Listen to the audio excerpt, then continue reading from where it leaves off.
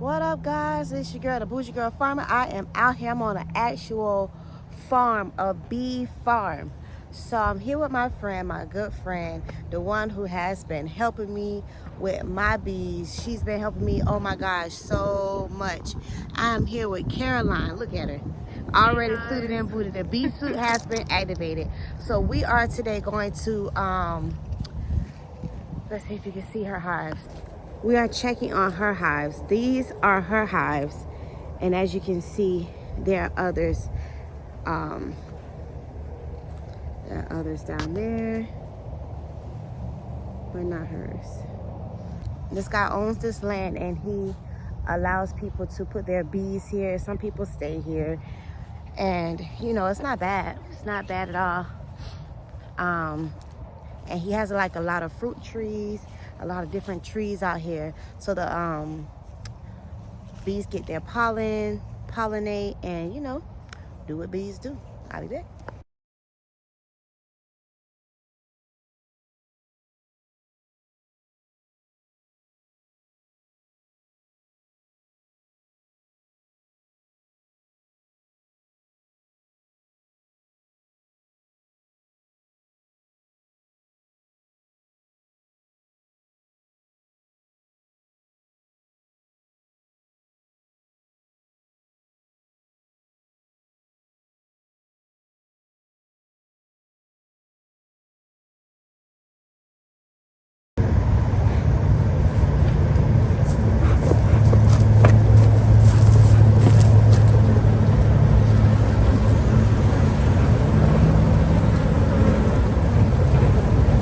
Oh, look what they did.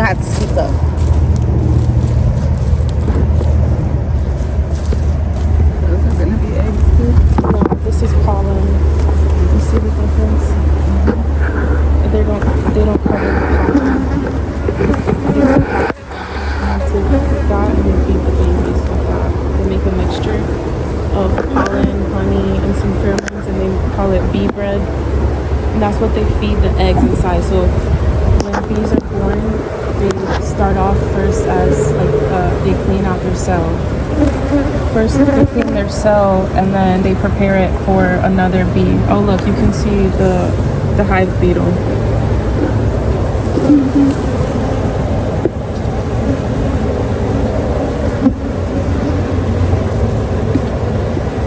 Let me see.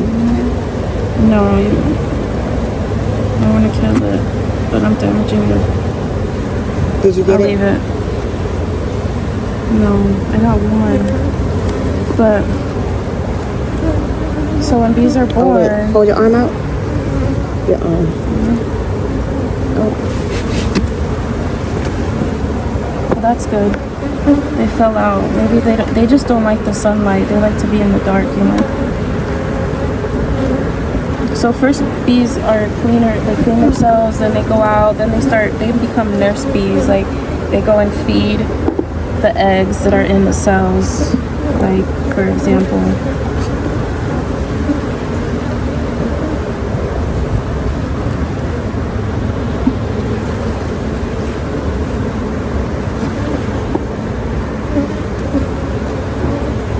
They come out before these eggs are capped like that. They're open because first they're egg, then larva, and then pupa. They feed the eggs in there a mixture of pollen, honey, and some like pheromones. It's called bee bread. And the eggs in there transition to larva and then to pupa, and then that's when it's capped. And then it's born, and it becomes another bee doing the same thing until it's like 4 weeks old. Then it becomes a forager, or it could become a cleaner, like kind of like taking dead bodies. Like, okay, you see the white in the cells? Those are eggs. So right now that's the larva stage. They're still in the larva stage, so it's not capped, and they get fed in there. You see the difference? The open, that's the larva stage, and the closed capped ones is the pupa stage.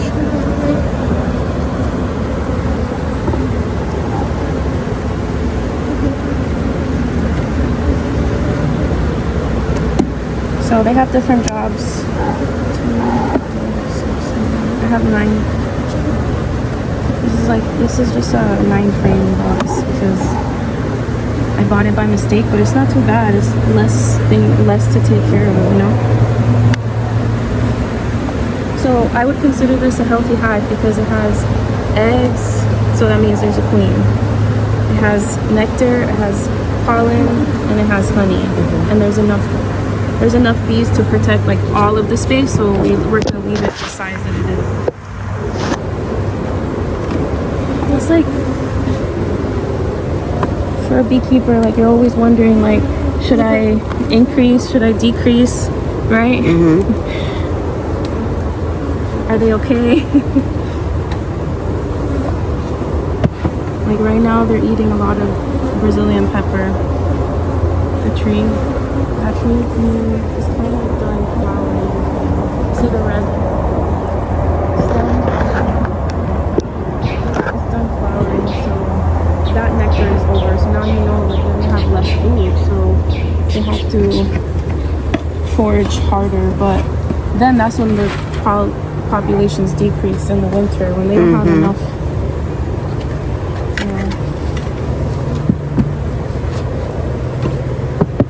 But I think they're doing pretty good. Okay. They're not as aggressive as they used to be. No. It's that one that's like my most aggressive one. And it calmed down. I split that one. And I got this one from it. When I talk about the smaller boxes, these are called nooks, right? Yeah. This is what I'm talking about. When you capture bees, these are more easier to use than trying to take these big old boxes. Yeah. There's some citrus on this farm. That will be blooming. Oh yeah, December, right? Yeah, there's a lot of resources here. But there's a lot of bees too, that's a problem. They have a lot of competition. Okay, so from a 2-year beekeeper, how I have seen the successes and the failures of some of my hives has a lot to do with their location. Like, the good thing about having multiple hives is that you can compare them and you can see, okay, well, what can I do differently? Well, let's look at the location of these hives. Like, my hives that were at this location here had a lot of shade at the hottest part of the days. And the pests, like the hive beetles, the moths, the mites, anything, the cockroaches, I would open the boxes and I would find cockroaches, spiders, everything, because they were trying to get those resources. So these, my front hives have succeeded. Like, this hive here it has never failed, and it's 2 years old. I've got this from the beginning, this one and this one, and they've stayed right there.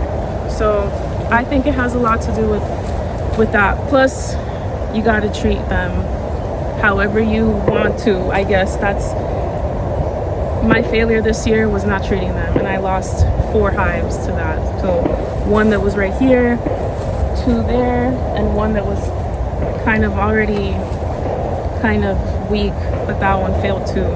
So by failing, I mean, like, when I open the hive, I see about 500 bees, and all of the wax, all of the drawn wax that they did, all of the resources have turned into nests for other creatures. So that's my experience in my second year of beekeeping.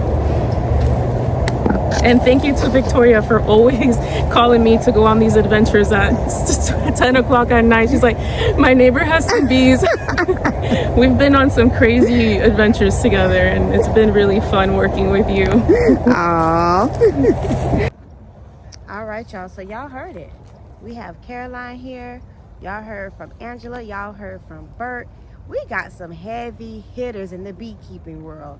So it's your girl, the Bougie Girl Farmer. I aspire to be like them. I don't know. We'll see. Maybe if I get more beehives and I'm not working as much, I can check on my hives more and do what I'm supposed to do. But hey, in the meantime, we just gonna make it do what it do. Check on them. Y'all know what I'm saying. But yeah, so we just finna ride out. We're finna leave, and I'm gonna show you the other hives that are here. So this was a little education, because you heard about the location of the hive matters. She was also saying that ants crawl up the wood. Ants crawl up the wood and they can't overtake a hive. So location matters. The other beekeepers have their beehives on bricks. See, they're on bricks. And she just said, always put out your smoker. How does she know to always put out her smoker? Did she forget one time? All right, so you guys have heard it from Caroline. You guys have a blessed day, and we'll see you on the next video. This land is so rich and full of nutrients. As you can see, there are so many types of trees. There are citrus trees, fig trees, banana trees, mango trees, and at one point he even had like cattle. He had a cow, he had a pig. I'm not sure what happened to him, but this is a 30-acre piece of property. He allows people to come live on it. He allows beekeepers to keep their bees. This is just beautiful, beautiful, beautiful, beautiful. Also, a big shout out to Caroline for taking us along with her on this journey. And the other lady was Amanda, her neighbor, who wants to learn how to be a beekeeper.